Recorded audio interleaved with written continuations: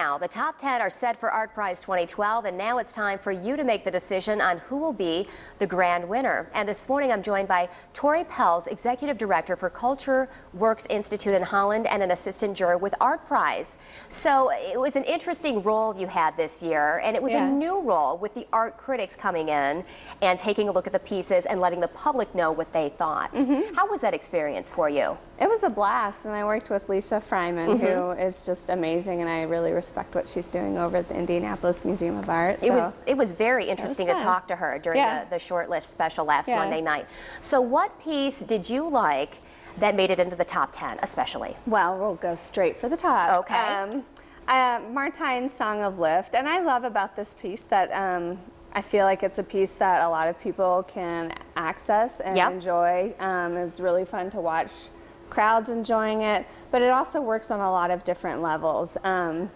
And I think Lisa pointed this out in the critics' discourse, but you know, it pulls at your heartstrings. It's this dramatic, theatrical piece, but then there's also kind of a sorrowfulness to it with the music, and then the moment that the piece ends, you experience that loss, and the mechanics of it are very crude and raw, so I think it works on a lot of levels that make it really interesting. It is. Yeah, you have to want it. You have to put the coin in the piece to actually activate it and make it work, which is an interesting touch. Let's take a look at another piece.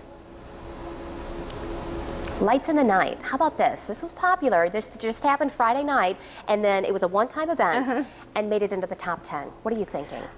This was interesting, and last night I found out that the artist's entry for this, what they submitted to ArtPrize to enter their piece, was actually a clip from Tangled, the Disney movie. Yeah. So that was the visual of like, hey, have you seen Tangled? This is kind of what we're trying to do, which I mean, I think says a lot about the piece. It's magical. We all enjoyed it. It was probably one of my favorite moments in a city with a group of people ever.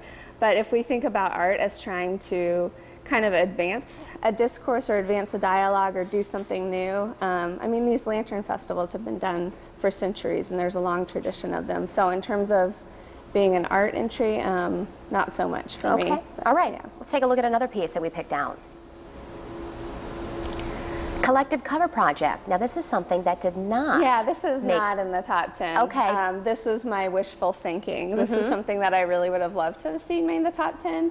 And I think it was a nice contrast to a lot of the artwork that we saw that was found objects, and there was a definite sort of trash to art and recycled theme going on with this year's entries. And this piece is taking found objects and transforming them by covering them with these kind of soft sculptures, but it's really an ambitious and a complicated piece. Each of the pieces has a QR code that you can scan, and then it gives you this really in-depth context of where the piece was found, the phase of the moon, the headlines of the day, and it's just a really minimal and beautiful piece that I think people can relate to on an immediate level in terms of we've all lost things, but then it removes it from that realm and kind of puts it in the place of a collective memory, which I think is interesting. It certainly has a one man's trash, another person's treasure feel to it a bit.